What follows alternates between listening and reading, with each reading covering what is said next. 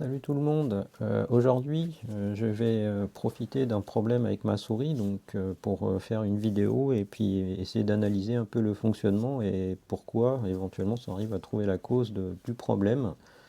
Donc j'ai le problème standard et classique de beaucoup de Logitech, à savoir que le clic, maintenant, soit il fait des doubles clics, c'est-à-dire que quand on reste appuyé dessus, bah, des fois, par exemple sur un dossier, et qu'on veut déplacer, ben, en fait, il va l'ouvrir parce qu'en fait, il y a des rebonds qui se font au niveau de l'interrupteur, enfin du switch.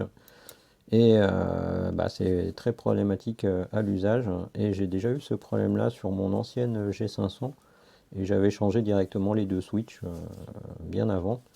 Donc voilà. Et donc première chose que j'avais constaté quand j'ai reçu celle-là par rapport à l'ancienne, c'est la finesse du câble. Alors là, vraiment, le câble est super fin, ce qui fait qu'il est encore plus souple que l'ancienne. Et je vais vous montrer ce que j'avais moi constaté à l'époque. Je faisais pas encore de vidéo ou autre. Donc j'ai branché une petite rallonge USB sur mon PC. Et je vais prendre le petit testeur USB. Voilà. Donc là il démarre. Voilà, bon, j'ai 4 volts 97. Voilà, donc là j'ai la consommation de la souris et j'ai bien mon petit curseur qui bouge au niveau de mon écran. Et donc là en fait on voit qu'elle consomme à peine 20 mAh cette souris là, avec donc le RGB qui est allumé là. Alors, on ne le voit pas très bien avec tout l'éclairage qu'il y a autour. Mais voilà, donc j'ai en fait une LED RGB là et trois LED là de niveau qui permet en fait de voir le taux d'accélération et puis le profil sur lequel je suis. Profil de configuration. Et voilà, donc on voit que bah, vraiment elle est très très économique cette souris, ce qui explique pourquoi ils ont fait des modèles à batterie et qui durent quand même assez longtemps grâce à ce capteur que Logitech a développé, vraiment, donc, qui est vraiment pas mal comme capteur. Voilà, donc au niveau des particularités de cette souris, donc pour faire une petite parenthèse dessus, donc tout comme la G500, on peut mettre des poids dedans pour la lester. Donc moi je la laisse, j'aime bien quand c'est léger, donc j'ai pas mis du tout de poids. Et le cache ici il est magnétique. Voilà. Alors que sur la G500 avant c'était un cache où il fallait l'insérer dans la souris directement sur une trappe. Donc j'ai pris soin par contre de décoller les patins, mais j'ai oublié de filmer cette partie-là. Je me suis dit que ça allait peut-être pas être intéressant de filmer, mais au final je vais quand même faire une vidéo sur la souris. Donc j'ai décollé. Alors c'est une des parties qui est un petit peu agaçante à retirer, puisque en fait il faut. Alors, les patins en soi, Logitech, comme pas mal de souris de ce type de configuration-là, c'est-à-dire gaming, on peut en fait normalement les décoller. Donc il y a toujours une encoche, comme ici on voit pour celui-là, on voit pour ce petit patin-là, et on voit voilà, pour ce patin-là. Donc on peut les enlever pour les changer après de l'usure, mais le problème c'est que Logitech, j'en ai pas vu des officiels. Donc là, à part en trouver sur des sites un peu bizarres, comme je dis toujours, bah, on n'en a pas des officiels. Donc moi les miens ils marchent encore super bien, là, ça glisse encore super bien, c'est du téflon. Et ma souris, je crois que ça fait 4 ans que je l'ai, elle est encore en très très bon état, hein. Moi j'essaie de la nettoyer de temps en temps, donc voilà, elle est encore très propre. Donc voilà pour la petite parenthèse. Et donc au niveau des fonctionnalités de cette souris, en dehors du capteur là qui est vraiment très bien, c'est une souris qui a d'ailleurs comme la G500 aussi auparavant, qui contient en fait une mémoire flash dedans et pour lequel en fait la mémoire, par exemple si on paramètre tous les boutons, parce qu'on peut changer la configuration de l'intégralité des boutons ici, supplémentaires, et même au niveau des clics, et ben on n'est pas, une fois qu'on change cette configuration là, on peut lui dire de l'écrire dans sa mémoire directement, ce qui fait que quand on change d'ordinateur, on n'a pas besoin que le logiciel Logitech soit présent, parce que la configuration des boutons, elle est enregistrée dans sa mémoire interne. Voilà, ou des macros ou autres. Donc en fait, c'est vraiment chouette pour cette partie-là. Donc c'est-à-dire que là, telle qu'elle est configurée, voilà, que je l'ai paramétrée là, je la branche n'importe où, elle aura toujours les mêmes paramétrages. Voilà pour la petite parenthèse. Et puis sinon, bah, il y a la fameuse, ça c'est pareil, G500 aussi, la fameuse molette débrayable que je me sers très souvent en fait, hein. Donc en fait, quand on clique, la molette elle est crantée. Voilà, on entend quand même assez fortement l'écran.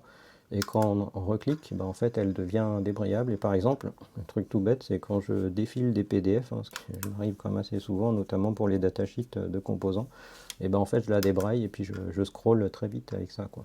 Voilà. Donc eh ben, on va passer du coup au démontage, hein. Donc là on voit qu'il y a 4 vis, là c'est pas une vis, là c'est le passage de câble en fait, on dirait bien. 4 vis, hein, voilà, donc ben, c'est parti pour le démontage. Donc il y a une donnée à prendre, hein, pendant que je dévisse, prendre en compte au niveau des switches, hein, c'est que donc on sait tous qu'il ne faut pas dépasser une certaine intensité de fonctionnement. Mais là en l'occurrence avec une consommation de 20 mA au total, là on est plutôt dans le contraire. C'est-à-dire que là à mon avis on est trop bas dans la consommation et peut-être que le switch a de l'usure. Il faut que je regarde dans la documentation dès que j'aurai... Bon, alors a priori, pour la démonter là, j'ai trouvé un endroit où je pouvais passer en fait ma petite spatule, donc j'ai relevé et ça a fait sauter d'un coup les deux parties. Par contre, ça coince encore à ce niveau-là. Donc je vais essayer de voir s'il n'y a pas un truc encore à faire. Donc il y avait bien quelque chose. Donc maintenant, il faut éviter de relever parce que souvent il y a des nappes. Voilà, donc je me demande... Ah, ben voilà, il y a une carte, hein, je croyais qu'elle allait casser, mais non. Donc il y a la carte qui gère les boutons ici. En fait, mais ça va parce elle est pas fixée de ce côté-là. Elle est sur un espèce de rail ici. Voilà, donc ça c'est très bien, ça m'évite d'avoir des surprises au démontage. Donc voilà, alors première vérification que je vais faire directement, c'est au niveau des patins de contact avec les clics. Ils m'ont l'air impeccables, hein. Caméra, est-ce qu'elle va faire... Ouais, elle fait bien le focus là.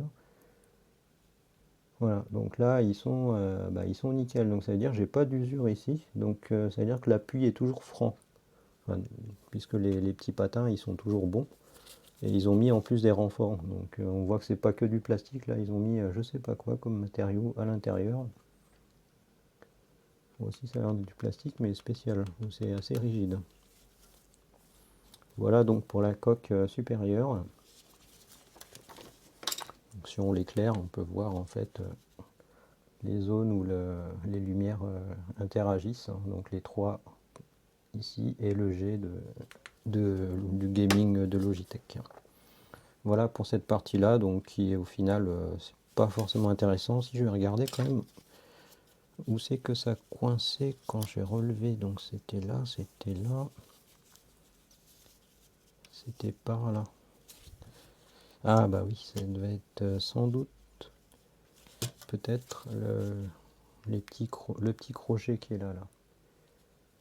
Je pense que c'est lui qui m'embêtait sur la deuxième partie.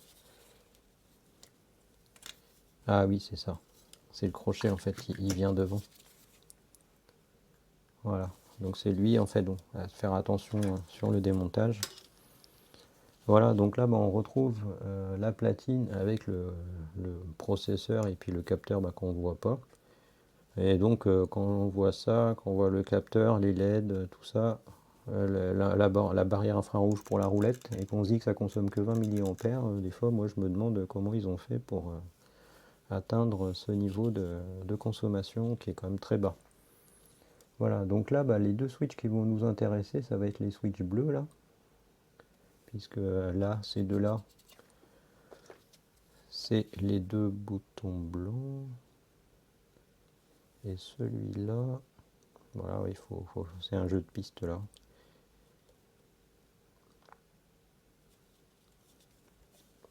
Non, c'est pas, non, les deux là, c'est les deux qui sont là. Et les trois ici, c'est les trois petits qui sont là. Voilà. Donc là, dans tous les cas, c'est le bouton bleu qui nous intéresse. Et je pense que je vais sortir la roulette. Alors la roulette, il y a... On va peut-être sortir la nappe par sécurité pour pas casser quoi que ce soit, donc je vais sortir ce petit module là. Bon, je reprends du coup en voulant retirer donc la nappe, le petit bloc blanc il s'est déboîté, donc je croyais que je l'avais cassé, mais en fait j'ai réussi à le remettre, donc voilà, on va dire que c'est sauvé. Et du coup voilà, donc là, le module qui contient les LED, enfin une partie des LED, là, les 3 LED, et puis les 3 boutons, et la nappe qui relie tout ça à la carte mère. Donc ça, je la mets de côté. Alors j'ai mis les vis aussi dans une boîte fermée, comme ça je ne vais pas les perdre s'il y a un truc qui se passe. Donc là, l'objectif à la base, c'était d'essayer de retirer la roulette pour mieux avoir accès aux deux côtés des boutons, là, des clics. Donc, et puis on va regarder aussi comment fonctionne le débrayage, qui est donc ici, je crois. Ça doit être celui-là. Voilà. Ah bah on le voit en fait, il n'y a même pas besoin que j'aille plus loin. Voilà, donc c'est un système qui est en fait très simple, hein. Donc en fait on a un ressort là qui bouge et qui gère en fait chaque cran qui est donc dans le plastique à l'intérieur de la roulette. Voilà. Et en fait, quand on appuie dessus, ça débraye le ressort. Donc on a vu que le ressort s'en allait en fait. Je peux pas appuyer comme ça. Voilà, donc le ressort n'est plus présent en fait à l'intérieur de la roulette, ce qui fait qu'elle est complètement libérée. Voilà, c'est assez bien pensé du coup. Donc là, a priori, c'est comme certaines souris que j'ai déjà eu l'occasion de démonter, il y a une petite languette à tirer ici,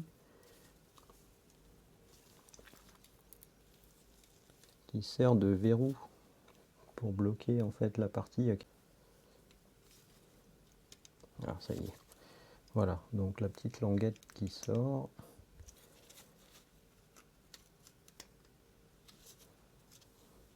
Voilà, et donc cette pièce-là que je vais mettre dans la boîte aussi après. Et là, alors là, il va falloir que je fasse attention parce que je pense qu'il y a les ressorts du clic central, comme le clic central est par là, je pense qu'il y a des ressorts qui sont devant. Donc là, je vais remettre ça sur le tapis et je vais y aller doucement.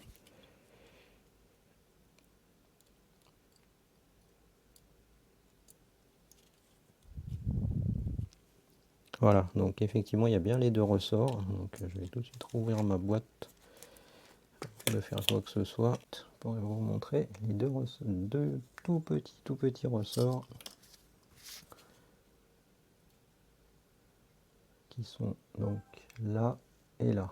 Donc je vais tout de suite les extraire en prenant mon temps. Je vais prendre une pointue pour aller à l'intérieur. Voilà.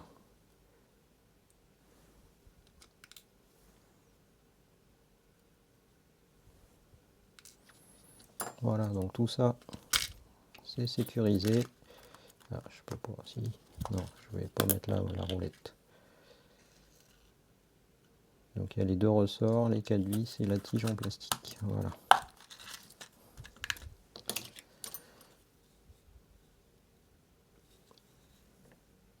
Et donc là, on se retrouve avec les fameux switches. Et c'est des switches donc D2 FC-F-K.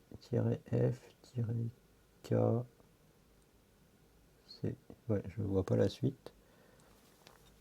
Donc là, ce qu'on va essayer ce que je vais essayer de faire du coup, c'est de les déboîter parce que ces switches là, normalement, ils sont déboîtables pour aller à l'intérieur des lamelles. Voilà, donc normalement, il n'y a pas besoin d'aller plus loin. Pince un peu moins pointue que l'autre parce qu'en fait, elle est plus épaisse, donc elle a permis d'écarter un peu mieux les deux bords. Donc je suis rendu ici. Donc je vais soulever le capot.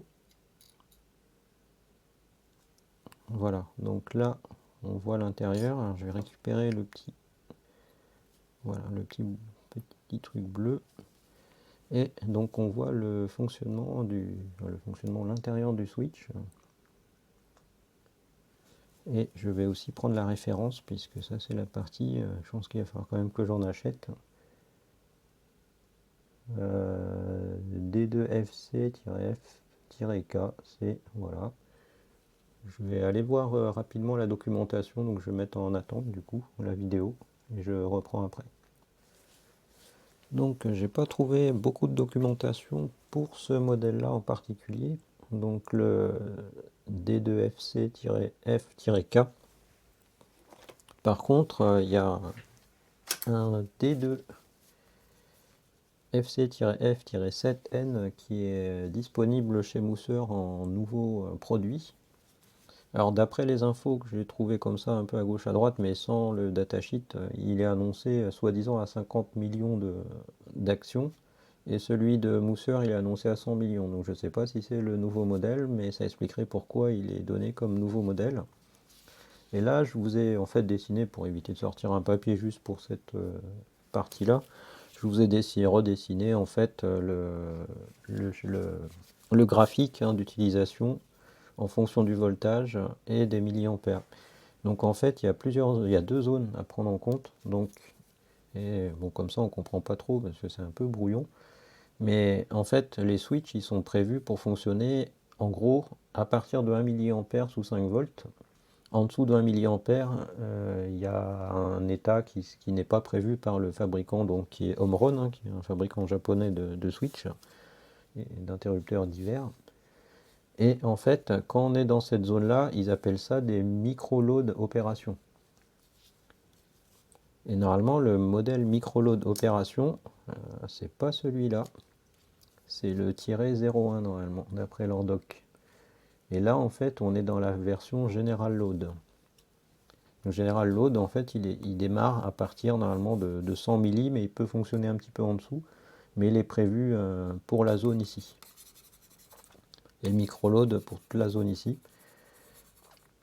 Et quand on est en dessous d'1 milliampère, en fait, là, ce qui peut se passer, et ce qui sans doute s'est passé sur celui-là, c'est qu'en fait, on a quand même une corrosion. Bon, je vais regarder ça dans quelques instants. Mais une corrosion due en fait à l'insuffisance de courant qui passe au niveau des lamelles et qui fait que l'oxydation naturelle en fait du matériau qui est présent ne s'en va pas parce qu'il n'y a pas assez de courant qui circule dedans. Donc c'est un peu bizarre de dire ça parce qu'on a l'habitude de parler des arcs électriques justement quand il y a trop de courant, mais quand on est dans le cas inverse, ben, on se retrouve en fait à une corrosion inverse. Donc ça veut dire qu'en fait il n'y a pas assez d'énergie pour nettoyer, pour on va dire auto-nettoyer le matériau. Voilà, donc là c'est marrant parce que là c'est bleu, donc bon j'avais jamais vu ça encore. Alors je vais essayer de déboîter la partie cuivrée là. Bon, ce que j'ai fait du coup, c'est que j'ai mis ma caméra, enfin, j'ai pointé la caméra sur l'écran du microscope. Hein. Déjà, ce que je vais vous montrer, c'est comment le switch fonctionne.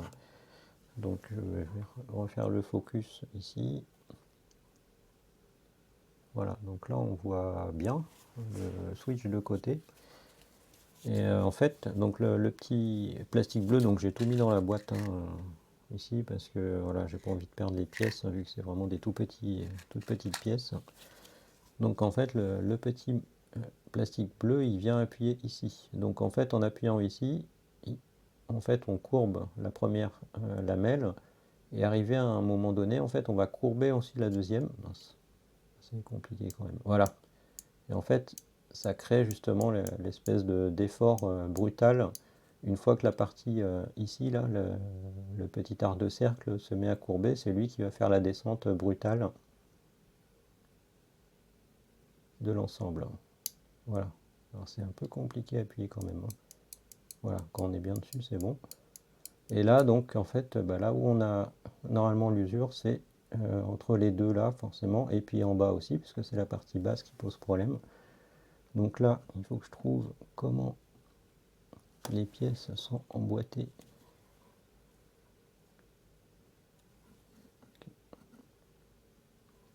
Donc, a priori, ça a l'air d'être pris ici.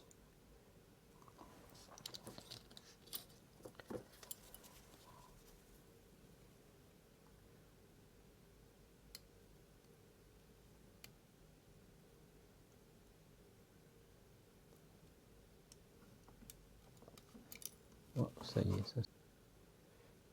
Est-ce qu'on va voir s'il y a de l'usure? Si je rapproche vraiment fort. Ah, voilà. Alors, effectivement, il y a un endroit où on voit en fait une marque de ce côté-là. Ouais, là. Là, on voit une trace.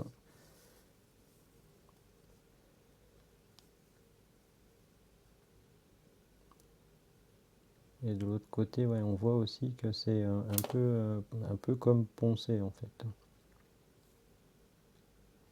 Je vais essayer de rapprocher encore, mais là, ça y est.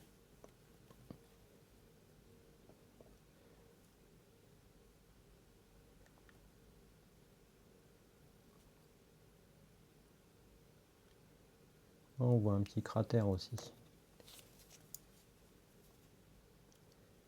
On voit un petit cratère là.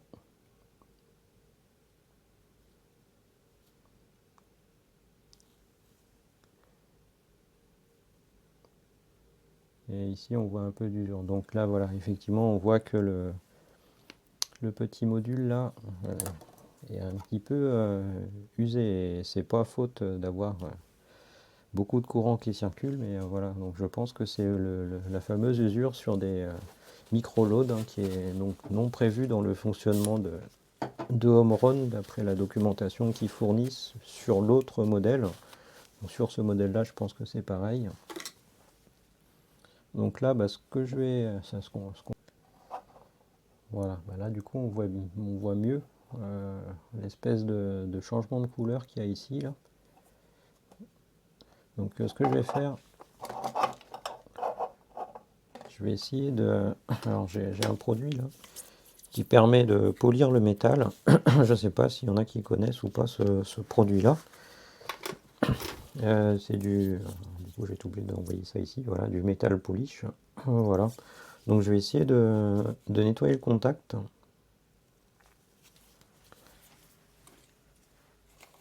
Donc je ne sais pas ce que ça va donner. Dans tous les cas, voilà, j'ai pas trop beaucoup de solutions à m'apporter actuellement, sauf bah, racheter le Switch évidemment. Donc je vais essayer de passer ce produit. Alors, je vois pas où j'en ai mis du coup.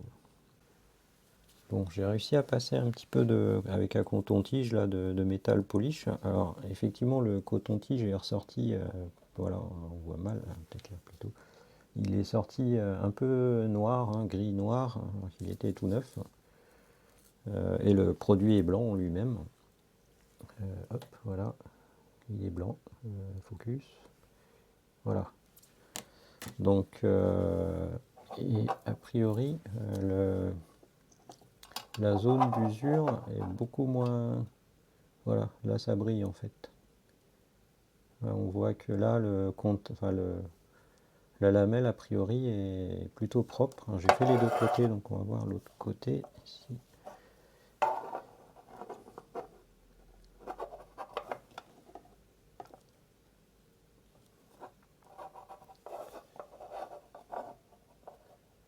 Voilà, donc là, ouais, là c'est quand même beaucoup mieux. On ne voit plus l'espèce de tache blanche de tout à l'heure. Donc c'est possible du coup que le polish spécial métal ait réussi à faire quelque chose. Après, on ne sait pas la durée et tout ça. Et puis bah là, le truc, c'est qu'il faut aussi le faire de ce côté-là, forcément. Ici, voilà. Donc là, bah, je vais essayer de passer donc, ici, là. Et puis bah là, le mieux, j'avais pris en anticipation, donc je vais sacrifier un truc comme ça, là. Donc, voilà, ces engins-là.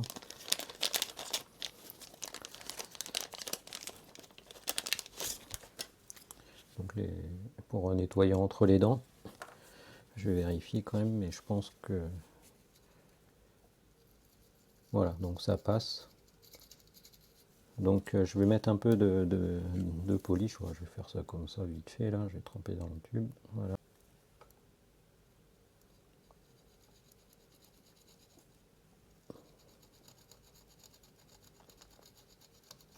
Parce que là, ouais, les brosses à dents, elles sont, ça va être difficile. Là. Je vais chercher avec une brosse à dents, mais il n'y a pas trop de place et c'est vraiment petit là-dedans. Bon, après pour le nettoyer, je pense que je vais passer l'alcool. Voilà, bon, on va voir ce que ça donne. Alors en même temps, cette partie-là, elle a été un peu difficile à voir au microscope, hein, donc je ne sais pas si on verra grand-chose. Donc là, je vais mettre de l'alcool.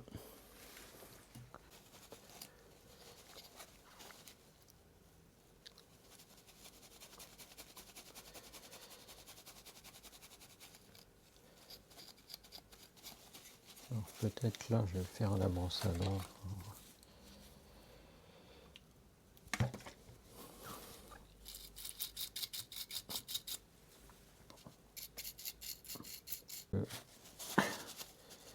L'ensemble est ressorti tout propre.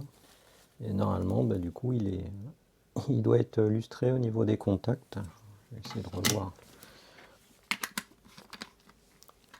ce que ça donne, mais c'est difficile.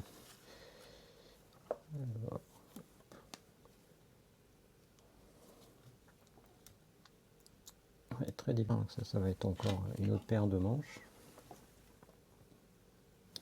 Il va falloir que je remboîte le contact ici.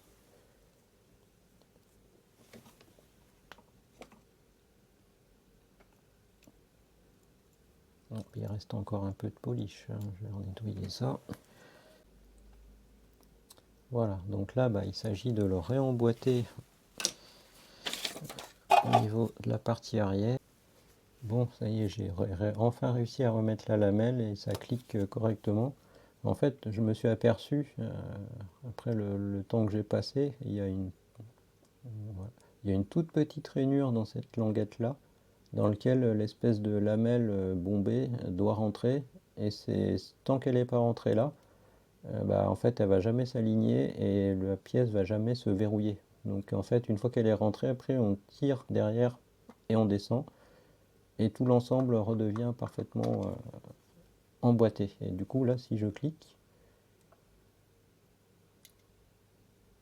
voilà, alors, je vais refaire le focus. Donc ici, voilà. Donc on a un beau bruit de clic qui répond. Donc je vais repasser un petit coup d'alcool dans tout ça. Et puis je vais remonter le plastique. Donc on revient au plan habituel. Donc là, je vais passer un petit coup de pinceau. Donc j'ai mis de l'alcool dessus.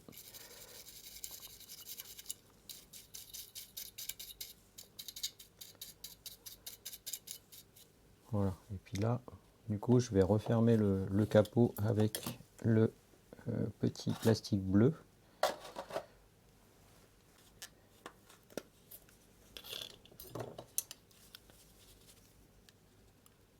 Donc je vais encore une fois faire attention toujours aux deux ressorts, ils sont toujours là, c'est bon.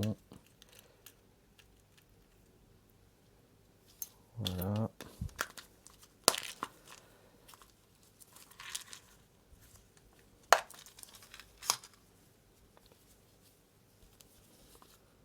Donc le plastique bleu en lui-même,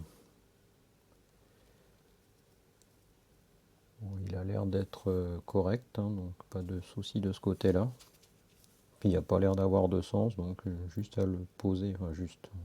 Donc là il est remis et donc je vais remettre le capuchon, donc on va laisser à l'envers et puis je vais mettre la souris à l'envers dessus. Et logiquement ça devrait... Alors là vous n'allez pas voir grand chose. Voilà. Donc ça reclique, mais je ne sais pas encore la qualité des contacts. Alors après je pourrais, c'est vrai que j'ai pas pensé, mais bon, je pourrais tester les ohms en dessous, parce qu'on a quand même les trois pattes qui sont visibles.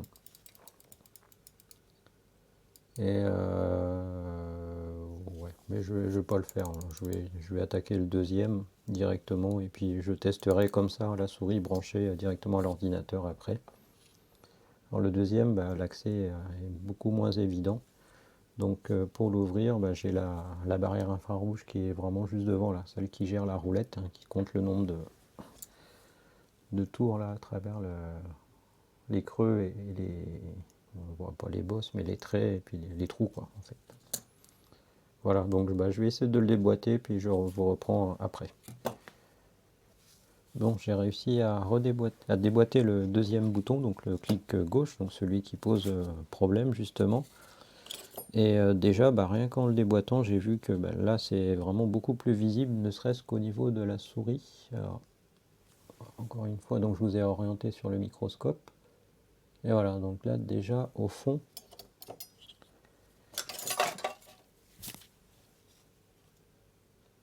ici. Voilà, donc on voit qu'il y a un petit peu d'usure ici, là. Bon, ici non, mais ici, donc au niveau du contact en appui, voilà, le côté appui, et au niveau de la lamelle,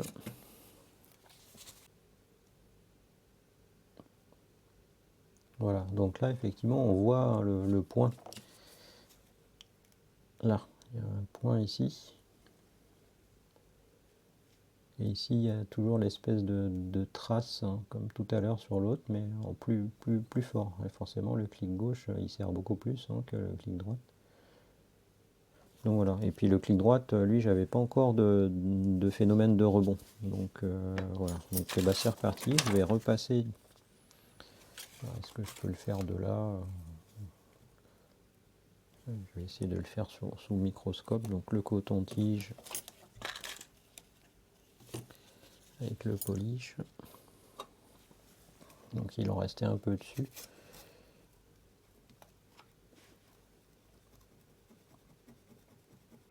Dans ce côté-là, il est assez facile à faire puisqu'il n'y a pas le ressort qui gêne. Donc la lamelle est bien plate sur la feuille. Par contre, l'autre côté, j'ai été obligé de le lever pour le faire tout à l'heure. Donc on va voir. Mais c'est ce côté-là le plus important parce que c'est lui qui actionne le clic à l'appui.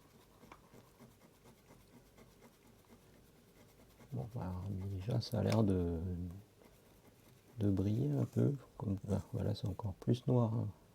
Alors, c'est pas. Ah, alors peut-être il y a le papier là qui. Non, je sais pas. Voilà, donc il y a le côté. Je le nettoierai après pour voir. Et donc le côté, donc celui-là qui est un peu plus problématique. Je l'ai fait encore une fois avec la petite brossette là, c'était plus simple pour ce côté-là. Et l'autre côté, bah, je n'ai pas refait par rapport à la vidéo, enfin au tournage il y a quelques instants. Donc maintenant je vais passer au nettoyage.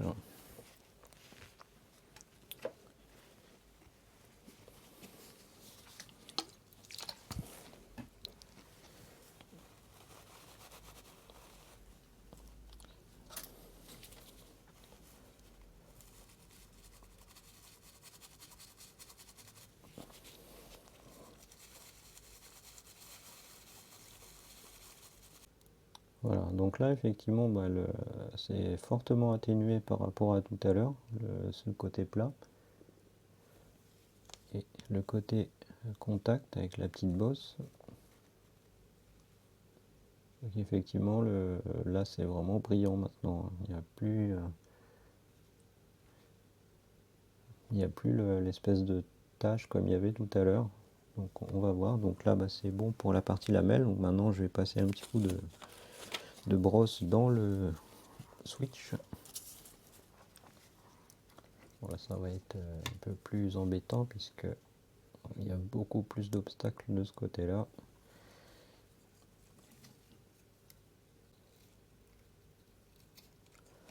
Bon, on va voir ce que ça donne. Donc, encore un coup de nettoyage. Alors, je me mets dans ce sens-là pour faire couler vers le bas et éviter tous les composants autour.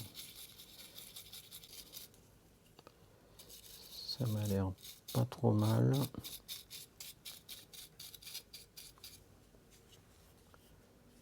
Donc, je repasse au microscope pour voir. Ah bah là, ouais, là c'est vraiment, enfin, quand on compare la vidéo tout à l'heure, alors par contre c'est marrant parce qu'il n'y a plus le truc bleu, bon c'est pas grave. En tout cas, il n'y a plus aucune tache sur les lamelles. Donc bah, je vais remonter la petite partie plate.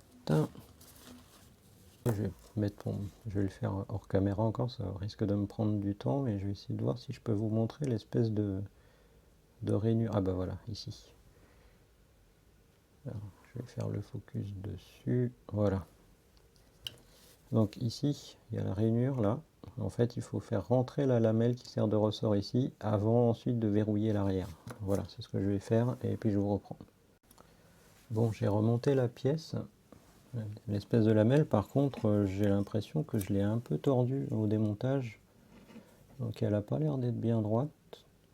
Voilà, sur la partie droite là. Donc là.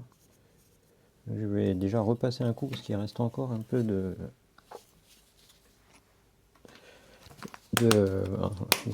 de polish. Donc, hop, je vais remettre un peu d'IPA sur le pinceau.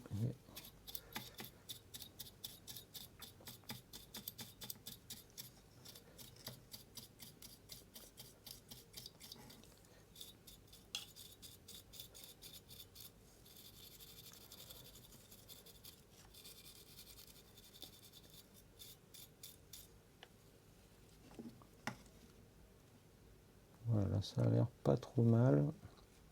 Donc je vais essayer d'appuyer donc dans la zone ici, enfin sur la petite lamelle là, qui fait le pont, pour vérifier si j'ai bien la sensation du clic. Oui, je l'ai toujours. Donc je vais remettre le petit capuchon avec le plastique bleu et puis on va passer au test sur l'ordinateur. Voilà, donc j'ai remis la souris sur le tapis bleu. Là, je nettoie un peu autour. Et là, je vais donc rebrancher la platine que j'ai enlevée et puis tester la souris comme ça, puisque ça fonctionne aussi, juste qu'il n'y a pas on va dire la décoration autour. Là, je vais faire attention en levant ça, parce qu'en fait, il a sauté tout à l'heure. En fait, il saute là. J'aurais peut-être dû enlever l'autre côté qui était plus simple. C'est une languette à lever ici. Donc ça c'est beaucoup plus simple. À lever de travers et pas en ligne droite comme cela.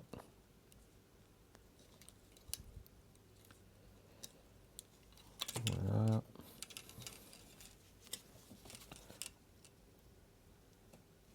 Voilà, donc là c'est verrouillé. La platine, je la remets ici. Alors, est-ce que si je la branche sur l'alim de labo, donc 5 volts, je vais la limiter à 50 milli, comme ça s'il y a un problème, ça sera sécurisé. Voilà. Donc là, je vais mettre le testeur entre les deux, comme ça je serai sûr. Voilà, donc j'ai 5 volts 00, donc mon alimentation elle est bien calée, et puis lui aussi d'ailleurs, c'est la même marque. Et je vais brancher la souris. Et 0, parce qu'à mon avis, il n'y a pas d'ordinateur dessus, donc il n'y a pas de connexion. Bon, je vais devoir en fait le brancher sur l'ordinateur. Donc je vais remettre la rallonge.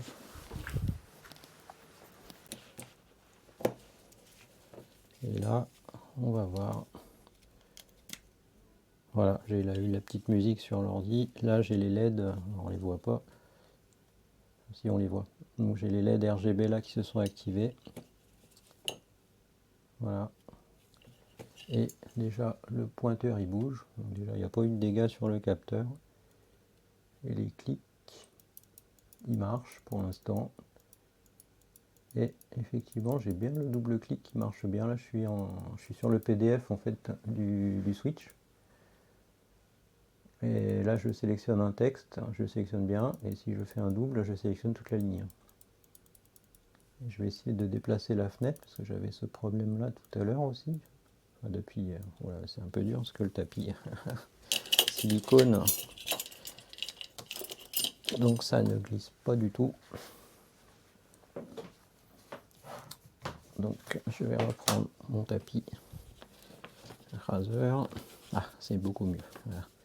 Donc même sans les patins, ça glisse. Si, il y a quand même les patins du capteur qui sont encore là. Et ça glisse vraiment, c'est incomparable. Ah, et ben là, comme je clique mal, parce que j'ai pas... Voilà. Bon, ça a l'air de tenir pour l'instant. Là, je bouge une fenêtre en restant cliqué dessus. Ma fenêtre, elle continue à bouger. Je pouvais plus faire ça depuis une dizaine de jours. Donc je dirais qu'a priori la souris répond. Donc je vais tester sur quelques jours et puis je rajouterai dans la description de la vidéo ce que ça donne. Mais déjà, rien que le fait de pouvoir bouger une fenêtre sans que la fenêtre ne bouge plus, parce qu'en fait le clic il a lâché, c'est déjà du progrès par rapport à ce que j'ai eu depuis une 10-15 jours là. Donc bah c'est super si ça marche. Je sais pas combien de temps ça va durer, mais voilà, je vous mettrai tout ça dans la description. Toujours la consommation de 19 milliampères qui est complètement négligeable. Donc voilà, bah ça termine la vidéo. Donc j'ai encore la roulette à remonter. Puis je vais laisser comme ça sans rien visser parce que comme ça pour les tests c'est mieux. S'il y a besoin de changer les clics, et ben ça va être voilà. Si je les commande, je vais pas tout redémonter comme ça. Voilà, bah en tout cas, bah merci bien d'avoir suivi cette vidéo. Bah, elle a été coupée à plusieurs reprises parce que j'ai dû changer entre le microscope, le tapis, et puis bah, chercher les différents objets que j'avais besoin au fur et à mesure, parce que bah, je l'ai encore tourné comme toujours au fur et à mesure du démontage. Donc voilà, et ben merci bien à tous, et puis bonne soirée, allez, salut.